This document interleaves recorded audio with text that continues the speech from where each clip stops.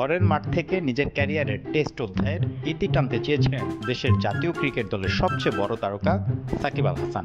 শেষ টেস্ট খেলতে দেশের উদ্দেশ্যে রওনাও দিয়েছিলেন, কিন্তু নামতে হয়েছে দুবাই, কেননা নিরাপত্তা সংখ্যার কথা বিবেচনা করে তার ঢাকায় আগমন আপাতত বন্ধ রাখা হয়। এতে অনেকে ধরে নিয়েছেন দেশে ফেরা হচ্ছে না সাকিব আল হাসানের। বিষয়টি ভালোভাবে নেননি চিত্রনায়িকা তানিন সুভা। ক্ষুদ্র এই অভিনেত্রী সামাজিক মাধ্যমে জানিয়েছেন বিস্ফোরক প্রতিক্রিয়া। আজ বৃহস্পতিবার নিজের ফেসবুকে লিখেছেন, যে দেশে গুণীদের কদর হয় না সে দেশে গুণী জন্মই হয় না। দুঃখিত সাকিব আল হাসান, তুমি একটা অমানুষ জাতির নাম্বার 1 অলরাউন্ডার ছিলে। Salute you number 1। এরপর সুভা আরও লিখেন, অনেকে দেখি বাজে কমেন্ট করছেন, তাদের উদ্দেশ্যে বলি আমি খেলোয়াড় সাকিব আল হাসানের ভক্ত।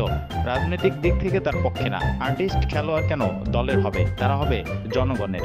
আমি আমার মত প্রকাশ করতেই পারি, এখানে কেউ জ্ঞান দিতে আসবেন না আমাকে। যদিও কিছুক্ষণ পরে তার ভেরিফাইড ফেসবুক আইডিতে গিয়ে সেই পোস্টটি আর খুঁজে পাওয়া যায়নি। গেল 26 সেপ্টেম্বর টেস্ট ও টি-20 ক্রিকেট থেকে অবসরের ঘোষণা দেন সাকিব আল হাসান। এদিন ভারতের বিপক্ষে কানপুর টেস্টে মাঠে নামার আগে সংবাদ সম্মেলনে কথাটি জানান। সে সময় বিশ্বসেরা এই অলরাউন্ডার ঘরের মাঠে নিজের ক্যারিয়ারের শেষ টেস্ট খেলার ইচ্ছাও প্রকাশ করেছিলেন। রিপন হোসাইন, ঢাকা মেইল।